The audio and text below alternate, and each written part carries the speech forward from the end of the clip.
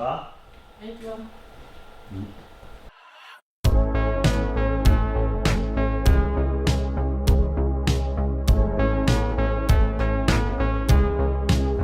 J'ai reçu un message de quelqu'un qui m'a demandé de venir jouer à Rennes. Enfin, Rennes ou une autre ville, j'aimerais trop qu'on fasse une tournée et je sais que ceux qui ont contribué au truc, genre Anto et tout, m'avaient parlé du fait qu'il fallait qu'on fasse une tournée et tout. Mon rêve c'est de la faire en van, mais bon, vas-y, là on est dans des budgets qui sont. Voilà. Moi je quitte mon job et je t'accompagne. C'est vrai? Ouais. Toi t'auras plus de job à l'époque. Exact. Voilà. Non mais c'est le rêve, mais je pense que ça se fera en 2025. Chef, non viens. J'aimerais bien, ce que je disais, j'aimerais bien, pour les 2 ans de Drôle de soirée, Ouais. on n'a même pas fait les 1 an, on va déjà 2 ans, Ouais. faire une tournée en France. Ouais, vas-y, go. Tu te charges de Poitiers? Vas-y, je te fais la soirée de Poitiers. Tu me charges de trouver un lieu. On se met dans le stade de Poitiers? Il n'y a pas de stade à Poitiers. 12 places. Ça va? Avec la sécu 2. Waouh, il y a un nombre. C'est un nouveau cul. Oui, c'est le nouveau cul. Excusez-moi, drôle de soirée. On va vous faire entrer. Je vais juste venir ici. Je vais rentrer pour drôle de soirée. Vous faire rentrer. Laissez passer les vieux.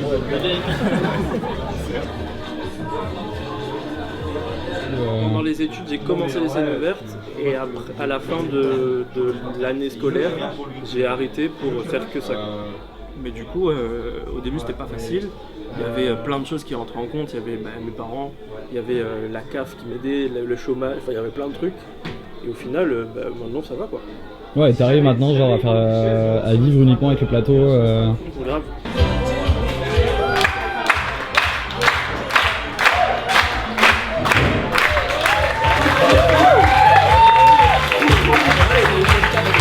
Merci beaucoup.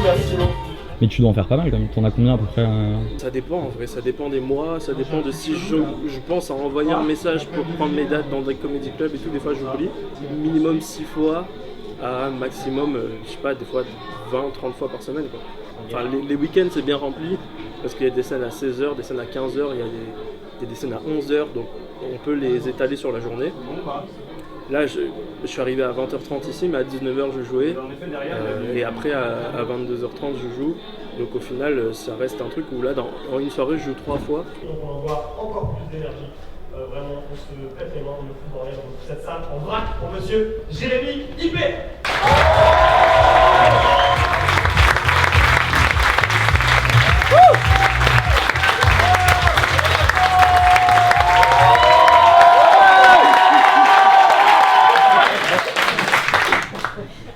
Wesh. Ça va ou quoi? Là les gars, c'est chaud. Non mais moi en plus, je suis d'origine berbère. Jérémy, je le connaissais pas. Je l'avais jamais vu jouer. Et il est trop fort. Il est trop cher. Parfait. C'est carré, le public est chaud et tout. J'ai l'impression qu'on dit cette même phrase à chaque fois. Genre, c'est vraiment le même échange systématiquement. Pas du bruit pour Jérémy, s'il vous plaît. On commence fort. Très fort. Très fort. Action majoritaire, tout va bien?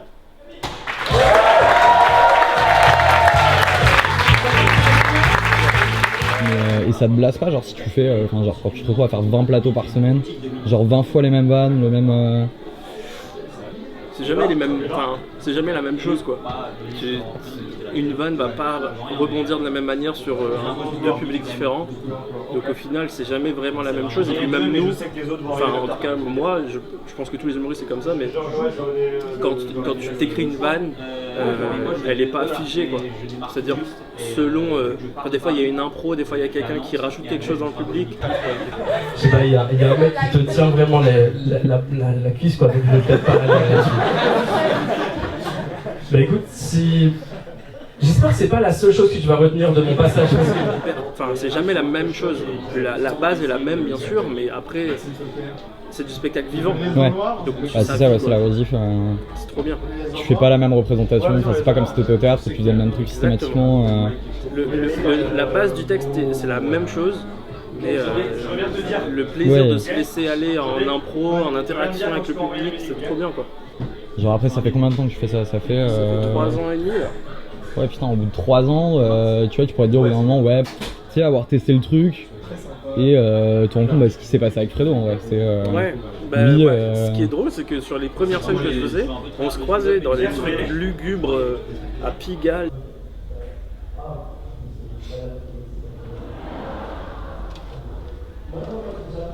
Ce qui est drôle. Ce qui est censé passer juste après? Ouais, enfin, je fais le jeu et tout, tu vois, donc j'ai une petite 5 minutes sur scène, mais il faut qu'il arrive, quoi. Bah, de ouf. Qu'est-ce qu'il fout, frère, c'est...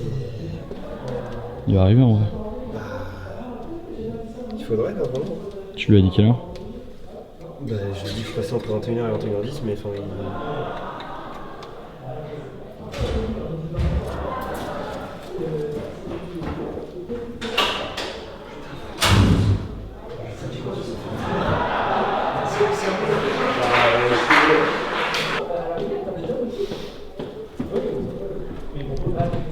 C'est comme ça qu'on appelle les métropolitains. Parce que vous faites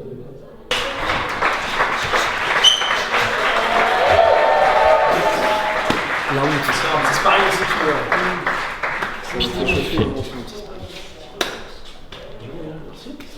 C'était ta meuf qui...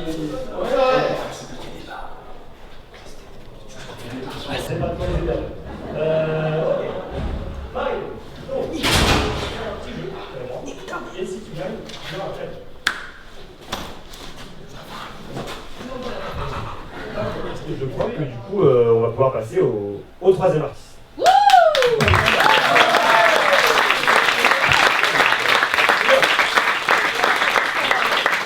Le troisième est très fort, très drôle, comme toutes les personnes qui sont castées pour venir ici. Casté, peut-être pas le bon mot, mais voilà. Très fort, très drôle. Il nous vient de tout droit, je veux pas dire du conneries, mais je parle de Marseille. Donc faites un maximum de bruit, même si ça va pas bien. Faites un maximum de bruit pour le troisième, c'est Ayrton Gomez.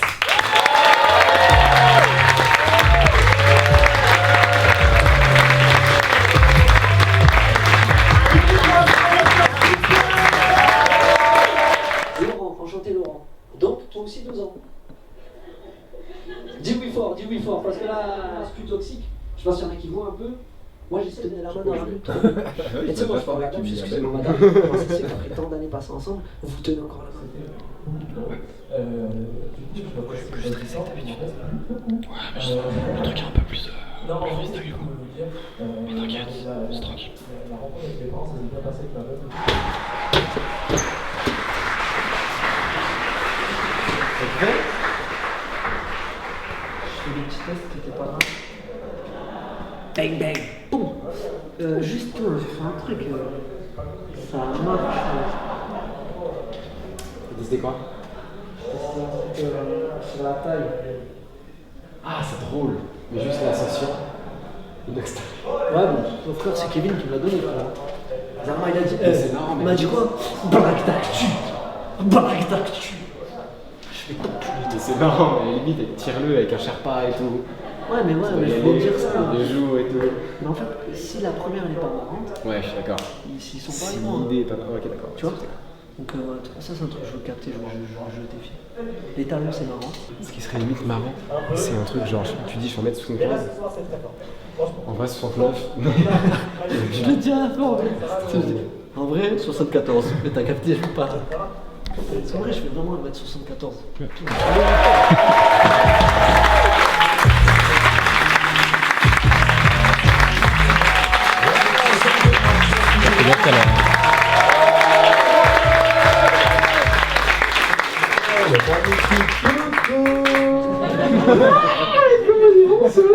Ça fait plaisir, hein. Franchement, il y a un sanglier.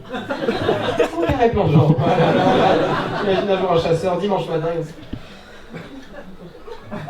Mais elle est bonne. C'était le dernier artiste et c'est le moment où je vais vous faire un pressing énorme sur l'anniversaire. Dernièrement, ça se remplit beaucoup, on est quasiment aux 2/3 de la salle. Donc voilà.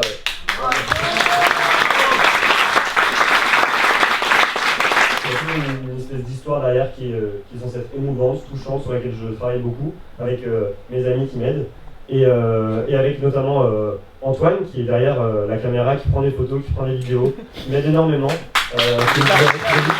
Jérémy, que vous avez vu au début, le premier humoriste. Je sais pas s'il a aimé que j'en parle, mais je m'en bats les couilles. Il m'a dit, c'est incroyable, ça fait même pas un an, c'est une licorne du stand-up. Il y a un mec qui a fait l'école de commerce, tu sais ce que c'est qu'une licorne? Ouais. Stylé, comment on dit?